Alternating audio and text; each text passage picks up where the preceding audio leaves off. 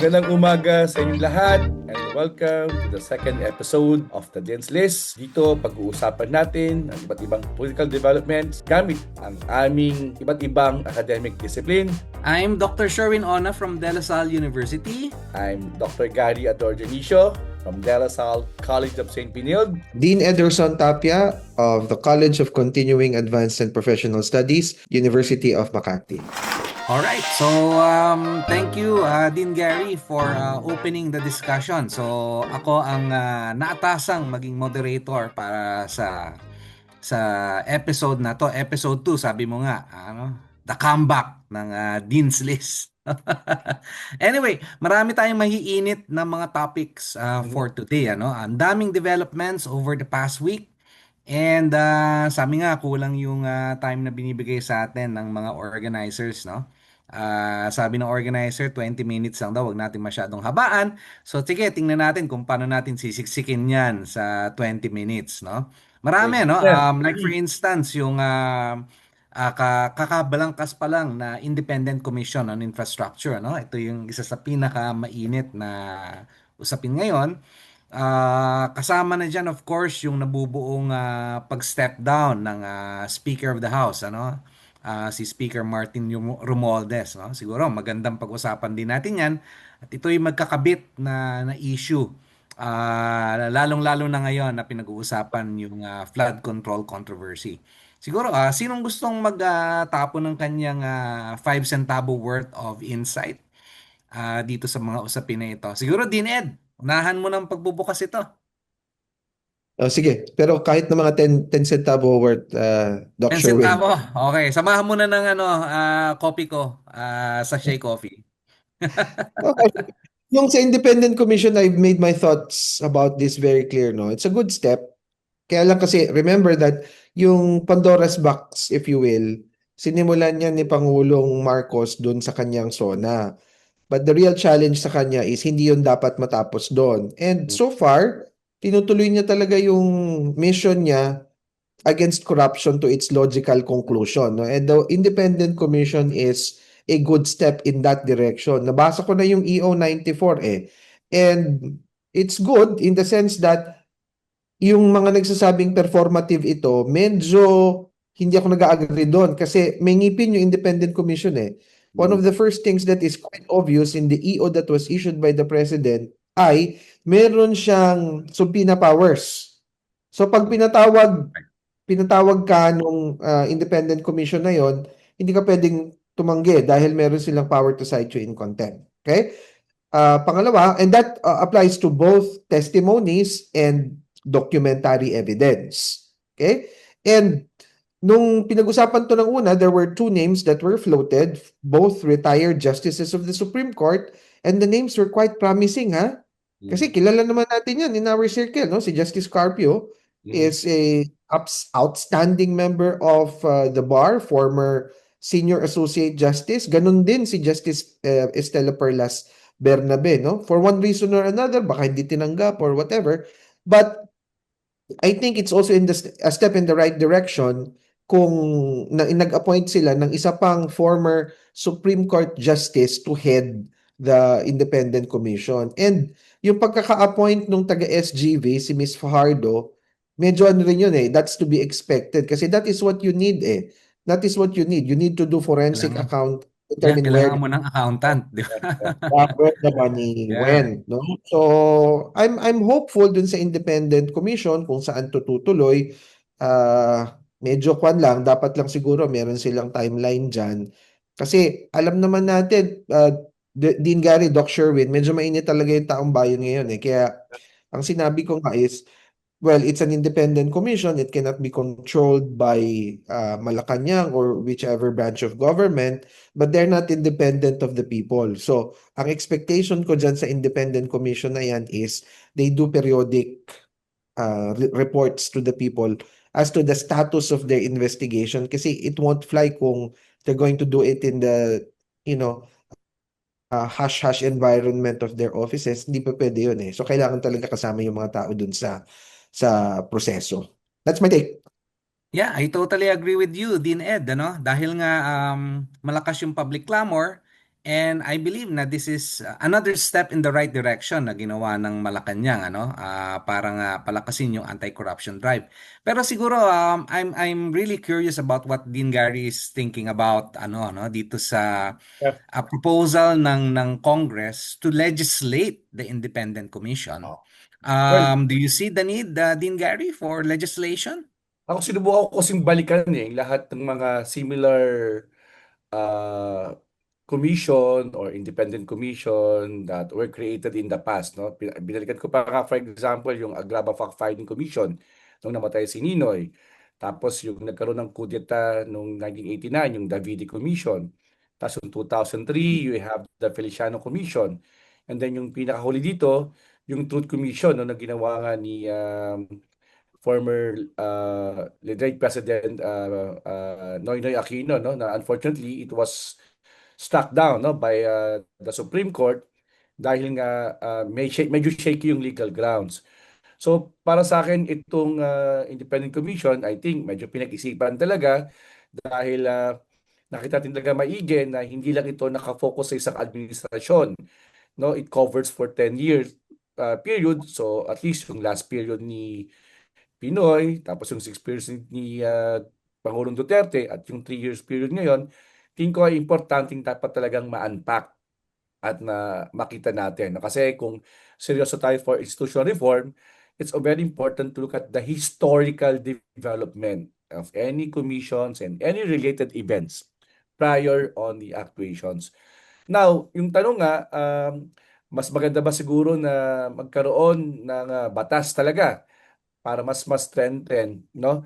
Uh, well, ako I'm not a lawyer, but for an advocate of a strong institution, I support on that initiative, no? Bagamat syempre ang isang argumento nga diyan ay meron ka namang ombudsman na talagang dapat ay That's right. nag-iimbestiga sa mga initiative. However, because of the the gargantuan task, no, napaka-huge ng itong problemang ito, tingin ko wala namang magiging contradiction. For example, kung talagang mas mabibigyan mo ng pangil, no, additional na kapangyarihan itong commission by institutionalizing and really providing, no, enough funds and resources to make sure na magtuloy-tuloy ito. At sana, maganda naman sinasabi sa Independent Commission na hindi naman flood control. Nakalagay din doon, di ba? Din-ed yung other infrastructure projects. So hindi lang ito Yeah. nakafocus sa flood control. So it can be also lead to discussing, for example nga, yung usapin ng mga infrastructures funded by the government, yung mga school buildings, roads, Yeah, medyo bridges, broad yung etc. scope nung nung Oo. investigative So, scope nung yeah. Independent Commission din Gary, no? Tama ka. Oo. So Sige, please importante continue. talaga na mas ma-institutionalize ito at mas mabigyan ng sapat na tao at yung continuity, no, sana yung even post Marcos, post BBM presidency, talagang may ganito kang mga institution na Yeah, talagang nano-normalize, no? Oo, na nano-normalize siya. establish ng ating Yeah. pamahalaan. Yeah. Siguro itapon ko na sa inyo, no? Marami kasi ngayon na nagsasabi na kailangan pa ba ngayon natin yung investigasyon na nangyayari sa both chambers of Congress, ito sa Blue Ribbon Committee at dito sa Infracom, no? Kailangan pa ba magpatuloy ito? Lalo na ngayon na meron ng independent commission. Ano sa tingin nyo? Anybody can answer, no? Ah, ano pa ba to? Relevant pa ba itong mga investigation na to? Kasi nasasabi nila parang nagtuturoan lang naman yung dalawang chambers, no? At obvious dun sa isang chamber na may pinoprotektahan, di ba? Okay, medyo selective memory yung mga witnesses, no? Pagdating dun sa mga hearings, ano? Ano masasabi nyo rito? Kailangan na lang bang mag-focus sa independent commission? Ako kasi number one, if ever it's going to, well, if we're going to put a stop to the investigations being conducted by both chambers, kailangan yun internally generated. Hindi yun because of an external pressure to stop the investigations, no? Pangalawa, hindi ako masyadong pabor na just put a stop to it completely, no? But it has to be the right kind of investigation. Kasi if you think about it, magkaiba naman yung purpose ng ICI, tunog ICC nga lang, no? Yung ICI Mhm. at saka yung ginagawang investigation ng Senado at saka ng House of Yeah, Representatives. tama, We have tama. to remember that the investigation of the ICI would be geared towards determining criminal culpability Yep. and administrative culpability. Dapat siya may mga kaso, no? Although sa House and sa Senate, meron din naman ganun, but the primordial objective of those hearings is really in aid of legislation. So Right. kung mawawalan ng mababawasan, baka naman hindi kayang totally mawala, mababawasan yung partisan intramurals na nakikita natin doon sa hearings nung Congress, okay lang na magpatuloy. But I think more critically, Doc Sherwin, din Gary, ang importante sa akin dyan is to make that process sort of less in relevance would be a periodic report na gagawin ng independent commission directly sa tao. I've Yeah. maintained this eh. Ang tao kasi hindi mo pwedeng exclude, no? And I'm making parallels to what happened in EDSA DOS. The reason, if there's any particular event that triggered EDSA DOS, it's the decision of the senators to withhold Mhm.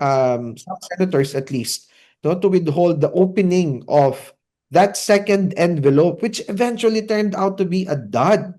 But the point is, gusto ng tao kasali sila. There's a Marites mentality in many of us. So kailangan, kay stop, kay hindi stop, dapat kasama yung mga tao dun sa discussion and conversation.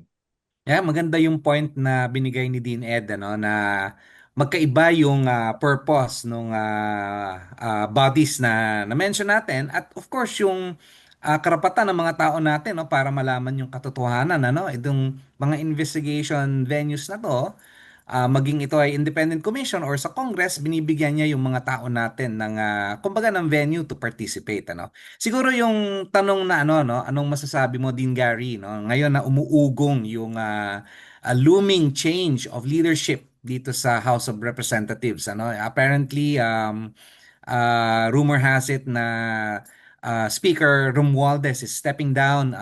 Sabi nga ng kanyang ng mga spokesperson ay kailangan maprotektahan din yung integridad ng Congress, at kailangan mabigyan din ng venue si Speaker Romualdez sa depensahan yung kanyang sarili. Ano masasabi mo rito din, Gary? Is this a right move that we can expect from the lower house?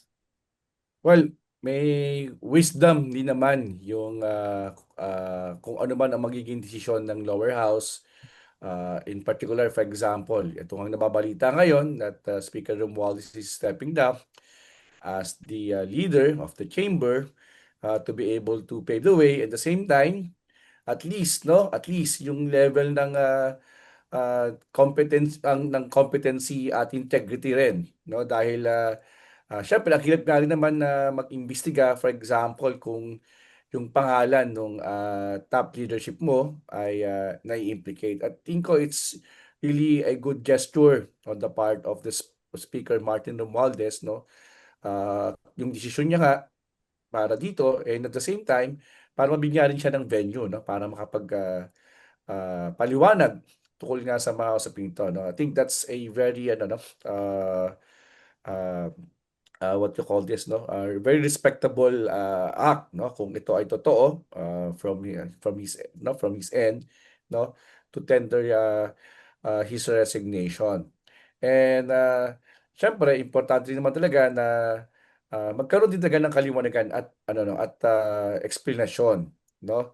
Siguro ang pwede nating makita dito sa ginawa niya kumpara for example sa Senate is that ah, yung kanyang ano, no, binabanggit nga kanina na medyo he's a self-initiated, at yung kanyang ano, readiness, yung kanyang candidness, yung kanyang audacity to explain his side na hindi ka parang tumiiwas sa accountability.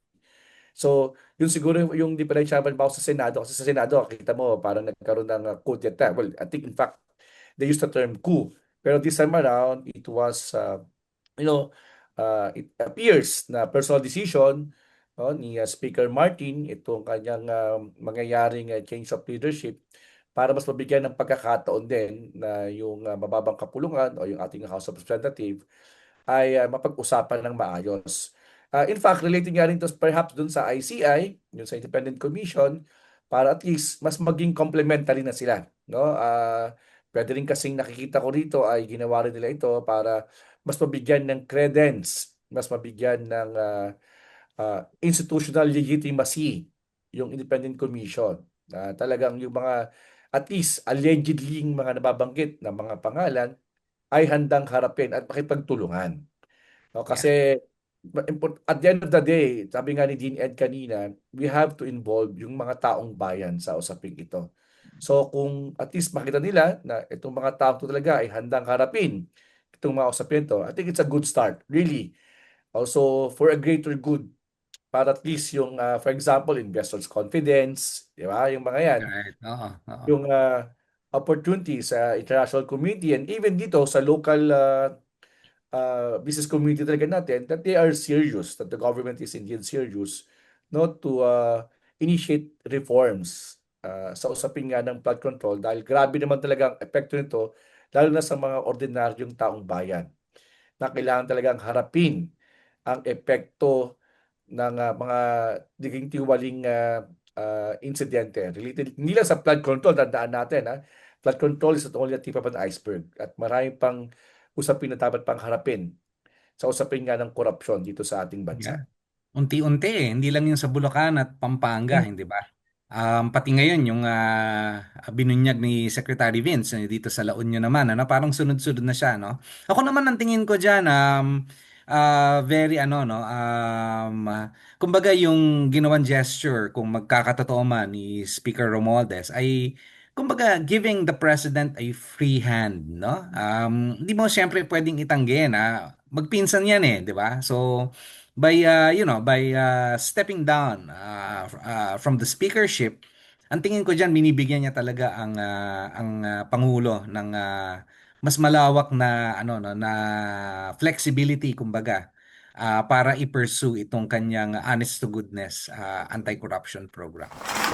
So again, salamat dun sa mga insights from Dean Ed and Dean Gary. Siguro pwede na natin ngayon ilipat dun sa ating grading segment. Ano bang pwedeng grade na ibigay natin sa administrasyon dito sa mga ginagawa niyang aksyon about the anti-corruption effort, flood control, no? Dean Ed, I'll turn it back to you. Okay. Sabi ko nga palagi na I've always been a generous grade giver all my life, no? And I remain hopeful dun sa ginagawa ng administration. So, medyo preliminarily, I'll give the administration a grade of 90 dun sa kanyang anti-corruption. Wow, ang taas Yeah. Last incomplete yung grade na binigay mo, Dean Ed Oo, diba? Diba? Oo, So, yeah. sa grade natin ngayon. Yeah, in fairness, wala pa namang independent commission noon no? Bali-balita pa lang. Yeah. At hindi pa klaro yung mangyayari sa House of Representatives, ano? So, yeah, oo. Dean Gary, ano sa tingin mo ang grade? Akin malapit dun sa grade ni Dean Ed, no? Sa grade system ng Salasal, no? 3.0. 89 to 90 ata yun if I'm not mistaken, no? 3.0. Kasi tingin ko may convergence na mga mangyayari din na eventually talagang sa pagtalaga ng mga taong merong gravitas at credibility sa Independent Commission, baka tumaas pa to kung magsimula sila ng trabaho. So 3.0 sa akin. Sino ba naman ako para tumanggi sa dalawang dean, no, na nagbigay ng matataas sa grado, no? Syempre, gagawin ko na rin nandun sa area na yan, no, from 87 to 90, no? Sa aking palagay, again, katulad nga ng sinabi ko nung first episode, no, the administration is pushing the right buttons dito when it comes to addressing corruption, no? And sabi nga ng iba, legacy building na daw si presidente, no? Gusto niyang dito siya makilala, no? But I think although marami pa tayong aabangan, but I think we're going into the through the right motion when it comes to the campaign, anti-corruption campaign.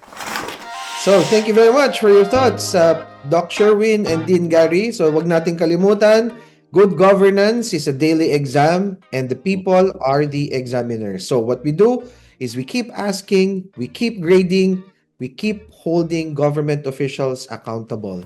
This is Dean Ed Tapia. Dean Gary Ador Dionisio. This is Professor Sherwin Ona. And that's the Dean's List. Thank you very much.